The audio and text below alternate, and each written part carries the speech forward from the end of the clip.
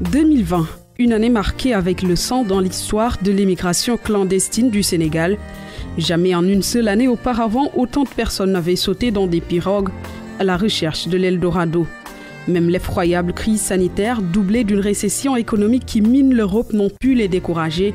Cependant, pas tous n'auront la chance d'atteindre les îles Canaries. Certains meurent en mer et le reste est obligé de rebrousser chemin par malchance. Mais pour ces rescapés, le retour à la maison n'est que le début d'un nouveau périple, parfois pire que l'aventure en mer. Comment est-ce que ces ex-candidats vivent leur quotidien? Vont-ils finalement décider de rester dans leur pays? Quel rôle de l'État face à cette situation? Un retour pour un nouveau départ? C'est une investigation de Asmo Marlo.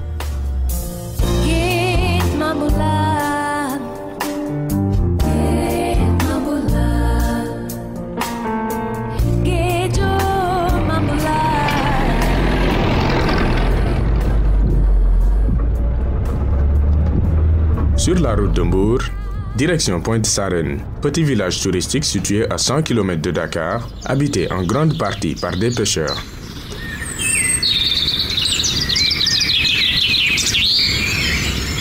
Les rayons du soleil crépitent déjà sur ce havre silencieux. Pendant ce temps, nous sommes chez Mamadou Mbaye, ancien pêcheur âgé de 73 ans, assis dans la cour de sa maison, qui est comme imbibé dans une oppressante tristesse. Il s'ouvre à nous. Vous savez, quand vous vous rendez compte qu'à l'image de votre père, vous avez acquis des responsabilités au sein de votre famille, vous êtes souvent prêt à tout afin d'aider vos parents. Si les jeunes pouvaient obtenir ici ce qu'ils peuvent gagner en Espagne, ils ne partiraient pas. Maintenant qu'il a vu son fils revenir au Sénégal après avoir tenté de rejoindre l'Espagne à bord d'une pirogue, voilà ce que ressent Mamadou Mbaye. De la peine et beaucoup de déception. À mon âge, après toutes ces années de travail, j'étais censé me reposer grâce à mon fils. Mais je ne peux qu'accepter la volonté divine.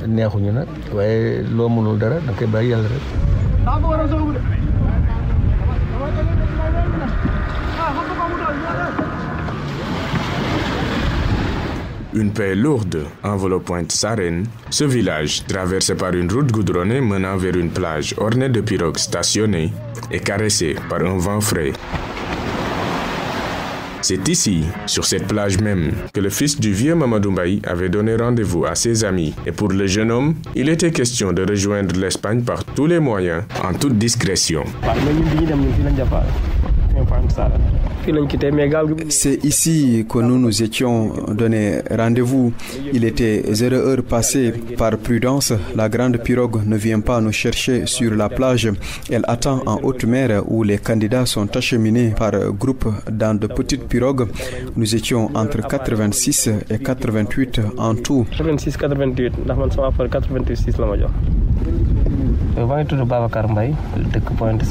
Je m'appelle Babacar Mbaye. Je suis né et j'ai grandi à Pointe Sarène où j'ai passé toute ma vie en tant que pêcheur et plongeur. Le voyage était un long périple digne d'un scénario de film. Babacar n'est pas prêt à l'oublier.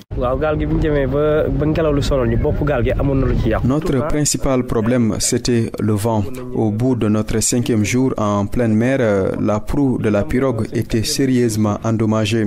Les 15 kilos de clous que nous avions étaient déjà épuisés, de même que la nourriture et l'eau à boire. Les passagers paniquaient et certains déliraient la nuit. Je n'ai jamais vu rien de tel. C'était l'apocalypse. C'est pourquoi nous avons rebroussé chemin. Leur expédition où 17 des 88 passagers ont perdu la vie avait été rapportée dans la presse en ligne. Dans la pirogue, Babacar était avec son ami pêcheur Mamadou Ngom. À peine rentré chez lui après avoir frôlé la mort, Mamadou pense pourtant à un nouveau départ. Je ne connais personne qui souffre autant que nous. Imaginez quelqu'un qui a vu ses amis mourir dans ses bras et qui l'a lui-même jeté en mer. Maintenant, imaginez cette même personne en train de vous dire qu'il est prêt à retourner en mer après tout ça. Nous ne dormons plus, ici la pêche ne marche pas, nous n'avons plus rien. J'ai même été informé qu'à notre retour, d'autres pêcheurs ont émigré et qu'ils sont bien arrivés en Espagne. Maintenant, tout le monde nous connaît dans le village alors que nous n'avons rien. J'ai même honte de franchir le seuil de ma maison. Quant à Babacar, marié et père de 3 enfants, il espère voir sa situation changer bientôt, sans quoi son unique option, reprendre la pirogue comme son ami, direction l'Espagne. Si les choses ne s'améliorent pas parce que la pêche ne nourrit plus son homme, je n'aurai pas d'autre choix à part retenter l'aventure. En plus, je commence à prendre de l'âge. J'ai 42 ans et j'ai des gosses. Si je ne le fais pas maintenant, ce sera trop tard dans quelques années. N'avez-vous pas peur après tout ce que vous avez vécu? Je n'ai pas peur car je ne connais que la mer. J'y ai passé toute ma vie. Même des gens qui ne sont jamais montés dans une pirogue rallient l'Europe. Alors moi qui suis pêcheur, si je reste là, ce serait vraiment la honte. De retour chez eux, le quotidien des 2 pêcheurs est un martyre sans fin. Ni l'un ni l'autre ne peut immédiatement reprendre le travail pour des raisons propres à chacun. Je suis incapable d'aller travailler, j'ai mal partout au corps, de la tête aux pieds. Après le voyage, nous étions déshydratés et émaciés, en plus des problèmes psychologiques. Cela fera bientôt 2 mois qu'on se soigne.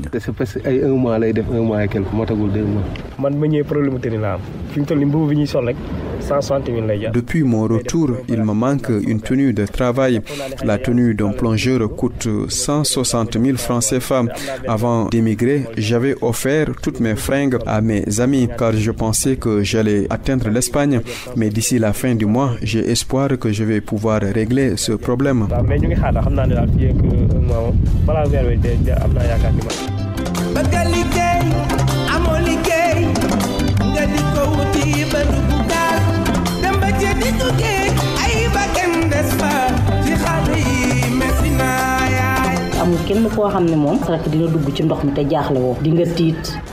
Le fait de savoir que ton frère a embarqué dans une pirogue pour émigrer t'entraîne dans une peur irrationnelle.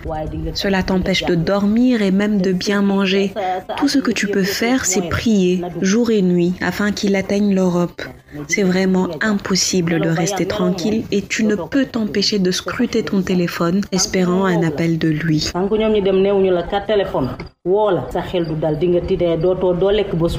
Cette voix est celle de la grande sœur de Babacar, nommée Fatou Mbaye, que nous avons trouvée dans sa petite boutique où elle vend des fruits de mer. Même si elle était dans l'angoisse lorsque son jeune frère était encore en mer, Fatou ne lui déconseillerait pour autant d'émigrer une 2e fois.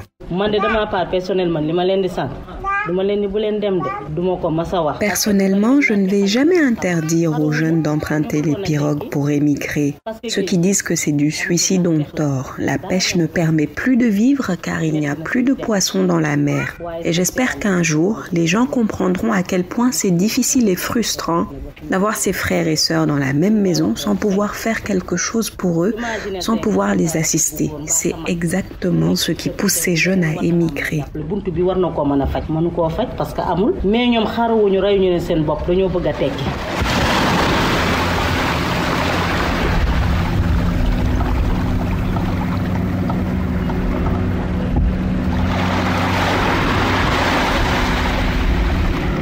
La plage de Pointe-Sarène est un immense monolithe de sable à perte de vue. Elle est jonchée de tentes trouées bricolées par les pêcheurs en guise de sanctuaire pour édulcorer les supplices du soleil. Nous y avons rencontré ce vieux pêcheur. L'immigration clandestine n'est pas un phénomène nouveau. J'en entendais déjà parler en 1984. C'est vers 2006 que ça a éclaté.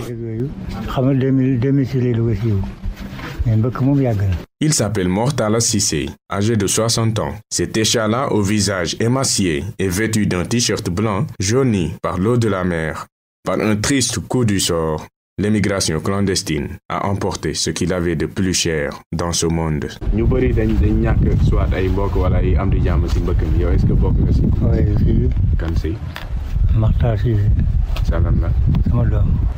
Dans cet échange en Wolof que vous venez d'entendre, Mortala nous a expliqué que son fils unique, Makhtar Cissé, a été emporté par les vagues de l'Atlantique. Makhtar n'avait que 23 ans. Et sur le phénomène de l'immigration clandestine, le vétéran s'adresse aux autorités, le cœur dans un bocal de vitriol.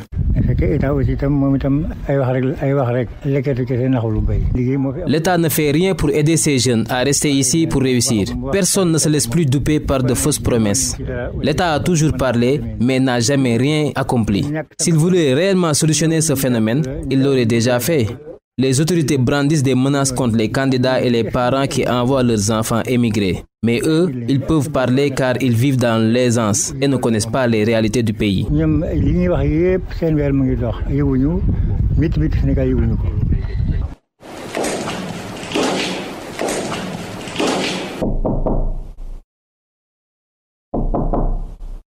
Nous sommes à la mairie de Malicounda. C'est le nom de la commune dont le village de Pointe-Sarène dépend. Après avoir tenté en vain de rencontrer le maire Maguette Sen, c'est finalement son directeur de cabinet Morfa Sandiaï qui accepte de nous recevoir. Du côté des autorités que nous sommes, nous avons essayé pas mal d'abord d'aller vers ces rescapés-là, de les conscientiser et de leur apporter notre accompagnement psychologique. Parce que vous voyez nettement que puisqu'ils ont au moins tenté une expérience qui ne leur a pas réussi, mais en retour au niveau de leur famille, ils ont la lourde charge non seulement de se retrouver encore en face de la famille, mais également de supporter un autre poids psychologique du fait qu'ils ont vu leurs frères, qu'ils ont vu leurs sœurs périr à travers donc, les mers, et qu'ils ne pouvaient absolument rien apporter en termes de secours et consorts. Et j'ai parlé avec des pêcheurs, ils m'ont admis en toute sincérité qu'ils essaient en tout cas de se débrouiller, mais si jamais les choses ne marchent pas, ils risquent de reprendre. Mais je vous dis, il y a des gens, des gosses. Moi, j'ai assisté à 2 rencontres dans lesquelles il y a des rescapés qu'on a accordé le temps d'expliquer en réalité l'aventure. Mais ils nous ont expliqué, mais qu'est-ce qu'ils nous ont dit? Si vous n'êtes pas en mesure de nous mettre dans les conditions de pouvoir travailler, nous n'hésiterons pas à retenter l'aventure. C'est un peu compliqué, parce que quelqu'un qui a quand même ancré, peut-être castré dans sa tête une seule idée, pour dire que moi je vois rien que tenter l'immigration pour aller en Europe. Quelles que soient les conditions que j'allais me retrouver là-bas, je vais tenter l'aventure. Parce que j'ai mes amis ou même mon copain qui m'envoient des vidéos pour dire qu'en réalité, aujourd'hui, on est en train de vivre l'Eldorado. Les pêcheurs sont très en colère et eux, ils disent que vous ne comprenez pas ce qu'ils vivent. Vraiment, là, ils souffrent et qu'ils ont besoin d'aide. Donc c'est un cri du cœur qu'ils vous lancent. Je sais, mon frère, je vous dis, nous tous, nous sommes des pêcheurs. Parmi ces pêcheurs, nous avons nos frères, parmi ces pêcheurs, nous avons nos neveux, parmi ces pêcheurs, nous avons nos grands frères. Nous sommes issus d'une famille de pêche. On habite la même famille, on partage les mêmes repas. Il y a une chose, si vous vous adonnez à une activité et que vous ne disposez pas des moyens requis pour pouvoir mener à bien votre activité, souvent vous souffrez. Quelle que soit l'assistance qu'on peut vous apporter, vous pouvez même ne pas en réalité, je dirais même avoir la grandeur de dire la réalité. Parce que nous, comme je vous ai expliqué, on n'a aucune obligation d'accompagner les pêcheurs, parce que ça ne fait pas partie de nos compétences. Mais on fait tant soit peu pour pouvoir les accompagner. Aujourd'hui, on a érigé un quai de pêche à Pointe-Sarène. Ce quai de pêche, c'est grâce à la coopération japonaise. Ce sont ces pêcheurs qui étaient laissés à eux-mêmes, qui parviennent au moins à gagner leur pain au niveau de ce quai de pêche-là. Les pirogues, je vous ai dit, faites le tour du département de Bourg. Il y a 16 collectivités territoriales. Vous ne pouvez pas voir une seule commune qui a pu bénéficier de plus de 300 moteurs de pirogues. Et j'en fais comprendre. Les pêcheurs nous ont dit que c'est très bien, ils saluent l'initiative du gouvernement de venir à leur chevet, de financer, de subventionner l'achat des moteurs. Mais leur problème actuellement, c'est qu'ils peuvent avoir des moteurs et aller en mer et qu'il n'y a pas de poissons. C'est ça en réalité. Donc comment est-ce que vous comptez régler ce problème de... Bon, vous savez que ça, c'est une compétence qui nous dépasse nos autorités locales. Parce que déjà, le domaine public maritime, ce n'est pas de la compétence des collectivités territoriales. Nous, la pêche est dédiée exclusivement au ministère de la Pêche. Et il y a des corps qui ont été connectés, des organismes exclusivement, comme les CLP, les cellules locales de pêche, avec donc les quais de pêche qui existent à travers le pays. et le ministère de la Pêche, c'est eux qui se chargeront de tout ce qui est en relation avec les pêcheurs.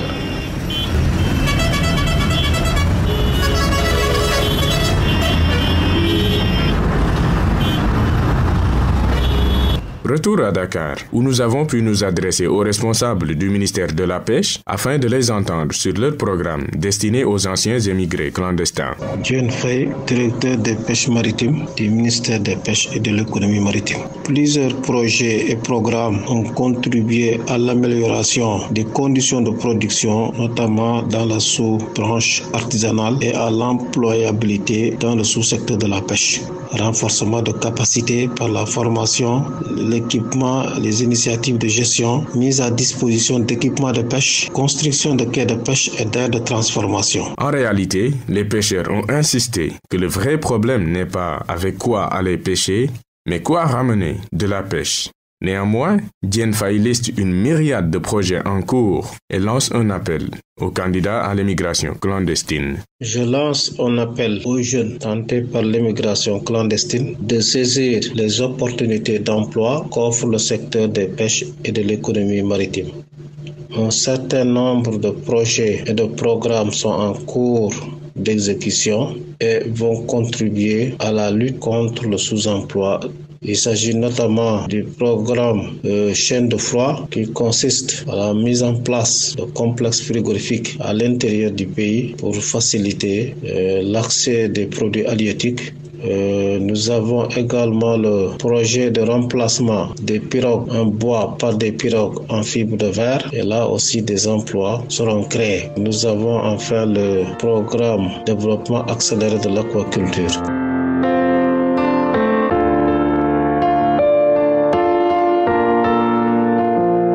Depuis leur retour à la case départ, les ex-candidats à l'immigration clandestine se retrouvent dos au mur, n'ayant pas d'assurance quant à leur avenir. Le gouvernement dit avoir initié des projets et de l'assistance qui leur sont destinés, mais les aventuriers restent sur leur faim que seul un retour en mer, contre vents et marées, semble pouvoir combler. Un retour pour un nouveau départ, c'était une investigation de Asmo Marlo.